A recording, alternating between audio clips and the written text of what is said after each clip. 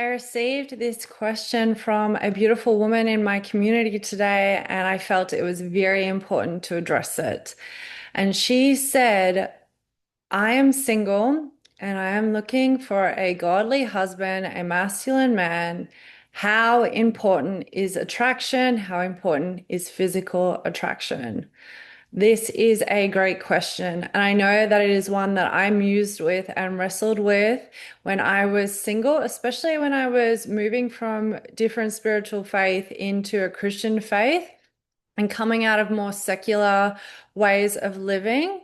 I started to downgrade. Maybe attraction isn't that important.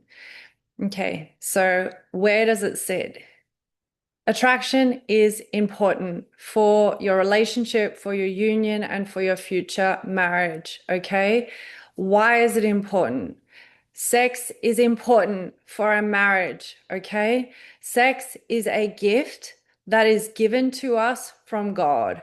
Sex is not wrong. Sex is not dirty. Sex is not something that, is down 20th of the list, but it is a very deliberate, specific and intentional gift that has been given from God as something that is holy and something that is good for spouses within marriage. And so there is a divine purpose to it. And so there is a reason why God decreed it so, okay? God sees sex as this very important thing and very precious that he decrees it between a marriage couple in covenant, between husband and wife. So when we look at the end goal, and the end goal is we want high functioning, thriving marriages where we're in correct polarity with a man who adores us, with a man we respect, with a man who leads us well. Sex and attraction comes into that. And it's something we have to consider from the very start of our courtship and dating process. Okay. I think, like myself, when I went through this wrestle, a lot of women can get confused, especially when they're coming from different spiritual beliefs or when they're coming from a secular way of being, where maybe sex was like the main glue for a lot of relationships. They kind of think, well, this purity culture, this modesty culture, maybe attraction isn't a big deal for the relationship that I have or my marriage. This is really destructive. This is really wrong because sex and this physical attraction, this sexual intimacy is something that is only designed for you and your future husband, for you and your current husband, for you and the man that you're walking into it with. So if that is not there, there is actually something vital that it is missing. It needs to be there. Now, the other thing is that we have a God who is good. We have a God who wants to bless us. We have a God who knows the desires of our heart because he put those desires in there, okay? So this God has not decreed us to be partnered with a man who we're not attracted to. Now, I actually had this discussion with my own partner. We're not yet married, but at time of recording this, but we will be married. We're stepping towards kingdom marriage, and that will happen. And I can't wait to share that with you when it happens. But we had this discussion on our very first time we spoke because I am 5'11", 5'11", and we didn't meet face to face straight up. So I didn't know how tall he was. And I was like, okay, this is really important. I dated men who were shorter than me before, but I really did want and desire a man who was taller than me, broader than me. As a tall woman, I just wanted to feel small and feminine with him. And so I made a joke and I kind of probed to see what he was. And he made a joke back saying that he was 5'7" or something. And we had a laugh about it. And then he said, no, he's actually 6'2". Praise the good Lord. And he said to me on that very first phone call these words: God knows our preferences. He knows our attraction. He knows what we like and desire because he made us that way. And our sexual preferences, yes, some of those sexual preferences can come from trauma and wounding and be perverted and a fallen world. I'm not talking about that. That's a video for another time. I'm talking about the ones that are in right relationship with our eroticism, our design as men and women. He knows what you find attractive. And something for me was I really wanted a man who I feel small with. And praise the Lord, he knew that too. And he delivered a 6'2" man who I feel tiny with, who I stand next to when we go out. And I can stand slightly behind him because he has a presence in the room and I feel so safe with him. And he is the man and I'm the feminine woman. And I love that. Ours is a good God. We have a good Father who wants to delight and pour blessings upon us. The man that He has for you, I deeply believe you will be attracted to. Now, caveat, this is always nuance. Attraction means different things. It doesn't mean that you'll always be so red hot for him because we have things like hormones and energy and different seasons in our life and what's going on in your external life, what's going on in your relationship. This also means that attraction can grow over time. But here's the thing with that. I do think there is a special spark that is chemistry and sexual attraction between people. And if it's truly not there, if it's truly not there and you're honest with yourself, because this is what happens. I've done it before, but he's a good guy. He ticks boxes, all of this stuff. But if that attraction piece is missing, I don't believe that's a setup from God because God has decreed how important sex is for a married couple. So he wants you to have that attraction for each other. He wants you to have that fire that burns. He wants you to have that special language between you. It is a gift that he gives you, okay? Now, we can swing the other way, and especially if you haven't been Christian your whole life, or maybe you're not even Christian when you're watching this, you don't have to be.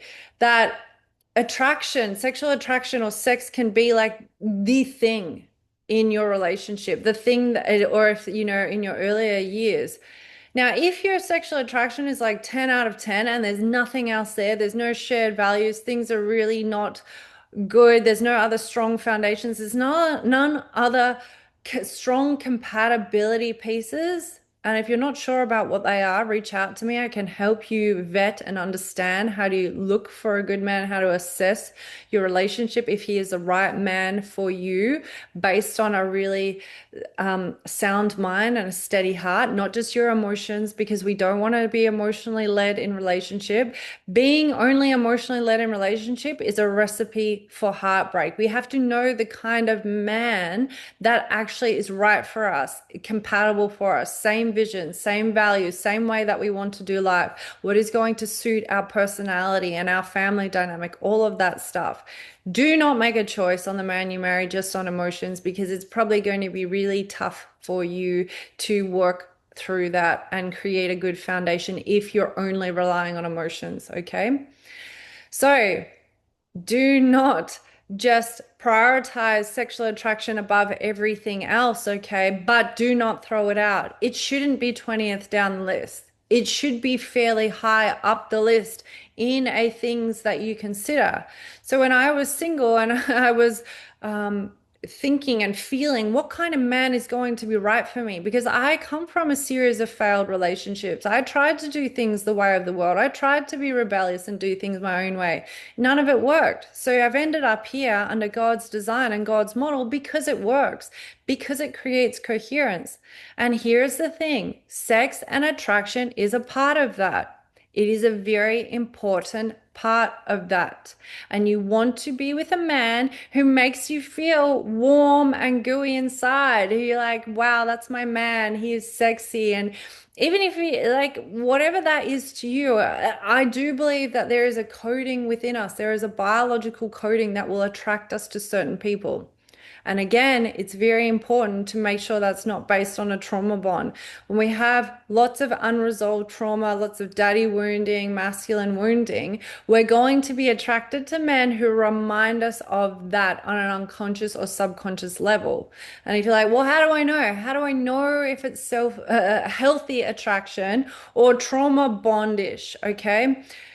One, what I said before, trauma bondage is probably going to be 10 out of 10 fireworks sexually, and then every other area is not good. You're not compatible. You don't have shared values. You live your lifestyle differently. You can't work out things. Like, There are other foundational pieces that should be in play. These are the bricks of the foundation for the union and the marriage that you are creating. You cannot bypass these. Feelings and sex cannot cover up if everything else is not there, okay? And the second thing is really knowing this, what healthy attraction feels like. And it should bring a level of peace. Yes, it should bring excitement, but that excitement shouldn't be dysregulating.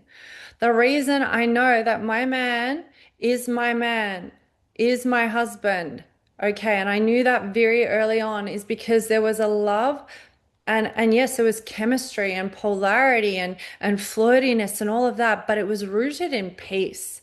I have had a glow up since meeting him. My nervous system is more calm. My brain is functioning better. The way I organize my fridge, I'm like, wow, look at how I organize my fridge now because my brain is working better. I'm sleeping better.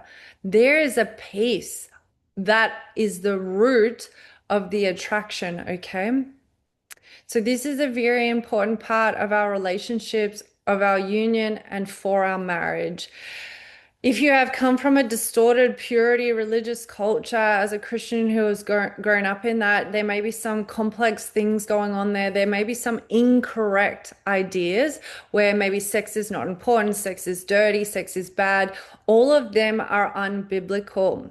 Sex in itself, like I said at the start, is a gift from God. He has given it to us. He has made our bodies designed to enjoy each other as husband and wife. It is not dirty or wrong. But when you've had that incorrect legalism and theology, you can throw the baby out with the bathwater. And that is actually an agenda to destroy your marriage because a healthy sex life and sexual attraction is very important for the years and the decades that you will journey together with your husband, okay?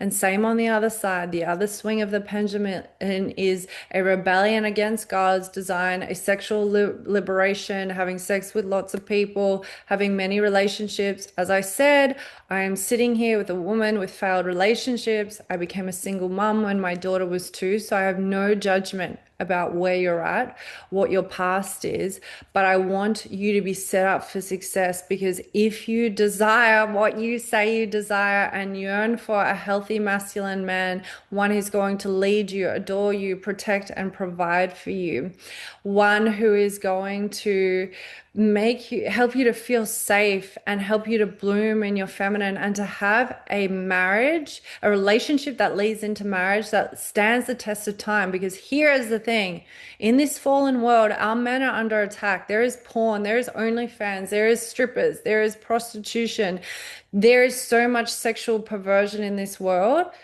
that we need to place an importance on the sex within a marriage and what that means and cultivating a healthy sexual identity for ourselves within the context of our marriage identity. And we do that at all stages. It starts from when we're single. You don't get there when you're in marriage. Like if you're already in marriage now and you're like, I really need to address that, that's fine. Perfect. You're there now. You start where you start. Reach out to me. But if you are single, this is a great opportunity to start coming into right relationships with God's design for your eroticism and your sexual intimacy now. As you can tell by the way I'm speaking, I am very, very passionate about supporting women in this. I only work with women. If this is something that you feel like you are ready for support in, I've got details below. Reach out. I would love to walk with you as you come into that kingdom marriage that is written on your heart from God, because it is written on your heart for a reason. That is why you feel that strong desire.